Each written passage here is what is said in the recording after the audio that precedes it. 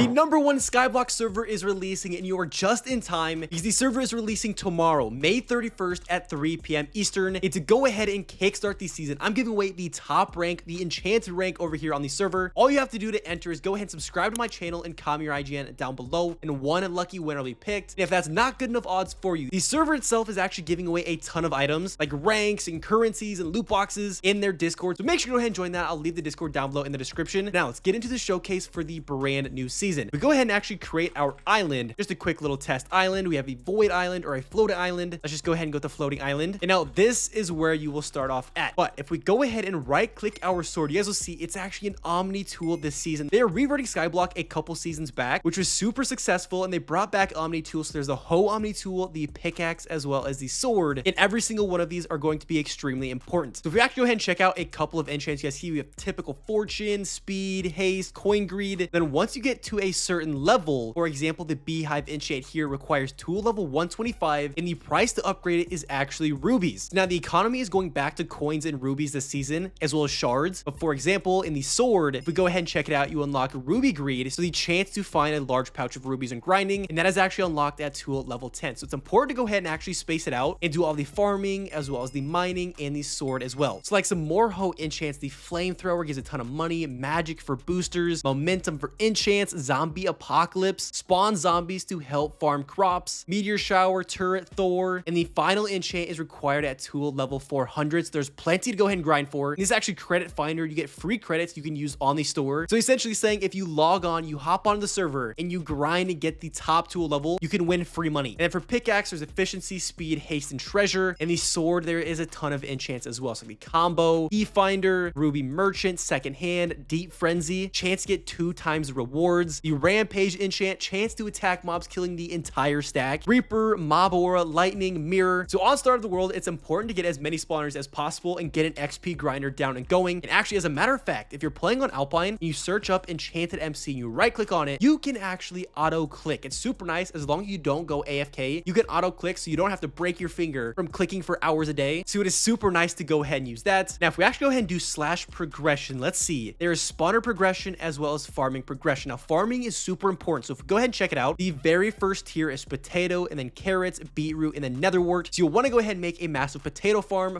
as many of those as possible, obviously with our Ho Omni tool, and then you'll make a carrot farm, and then a beetroot, and then finally the netherwort farm. And if we actually go into slash shop and check out the prices, one netherwort sells for $2,500, beetroot was 1,000, carrot is 500, and potatoes is 250. Look at the insane progression in how rich you can get once you hit the final tier. And then there's also spawners tiers, and now spawners are so good. If we check out the different types of spawners, chief spawner, you know, the first couple spawners not very good, they're super cheap. They go all the way up to the ravagers, almost $1 billion, 1.5 billion for drowned spawners, stray spawners for 5 billion, and then finally evokers, the best spawner on the entire server for $10 billion. And spawners actually have their own progression system as well. So you start off grinding magma cubes, and you go to striders, ravagers, drowned, strays, and finally evokers. And essentially what this does, once you go ahead and hit 100,000 magma cubes in total, you have the ability to purchase enchanted magma cubes, basically making the spawner worth a lot more on IOS value, and also give like better drops and spawn rates and stuff like that. And spawners is actually how you get IS top points. If we go ahead and check it out, there's 3 different categories for these stats, and you want to get as many trophies as possible to place in the top positions. So it's based off whoever generates the most coins, obviously through farming with your Omni tool, probably through grinding through mobs and upgrading your sword, and lastly, whoever has the most amount of spawners and spawner value. Also on the server is slash dungeons. If we go ahead and TP on over, there is a certain leveled system. So if we go ahead and do slash level, you start at level 1, and through grinding, so through farming, through hitting mobs and gaining experience, through mining, you go ahead and actually level up your player level, and you unlock better dungeons. So go back into it. The top dungeon is at level 150, and each one gets better and better because there's crafting recipes inside there. So if we go ahead and click the snowy dungeon, the very first dungeon, and we go ahead and TP on over, we kill the mobs and we get a bunch of different recipes that we can actually craft. So totem boxes, master booster boxes, monthly crates, chunk collectors, and pet traits. Because obviously there is slash pets, so you can make like money pets, coins pets, ruby pets, and all of that to help boost your progression. And the best way to actually go ahead and earn shards is through dungeons. Right here, killing these mobs, you get a ton of shards that you can go ahead and use to upgrade your armor sets. Now there's also IS core, which if we go ahead and check it out, there is a ton of different levels, 100 levels to be exact. In every single level, you go ahead and get an increased money boost, a coin boost, ruby boost. Every so often you increase the size of your island, you can stack more spawners, you unlock more robots. Your robots actually increase in speed and your crops regrow faster. So it's pretty insane. Because if you go ahead and look at it, for example, island level 7, 9-second crop growth. We go ahead and skip on over to 14, 8-second crop growth. Skip on over to island level 35, 7-second crop growth. Level 42 is 6-second all the way down until 5-second crop growth. And your crops basically start regrowing as soon as you break them. And the final island level is insane. Level 100, a 2.5x to money, coin, and rubies. Your island is actually massive, 75 by 75. You can stack spawners up to 1 million. You have 3 times the robot limit, and your robots work at a 20 times speed. That's actually insane. And like I mentioned, there is /pets, and along these seasons, they'll drop an island level pets to help you actually go through those levels faster. But for the time being, at island level 1, it's not very good. 0.025x boost, a tiny island,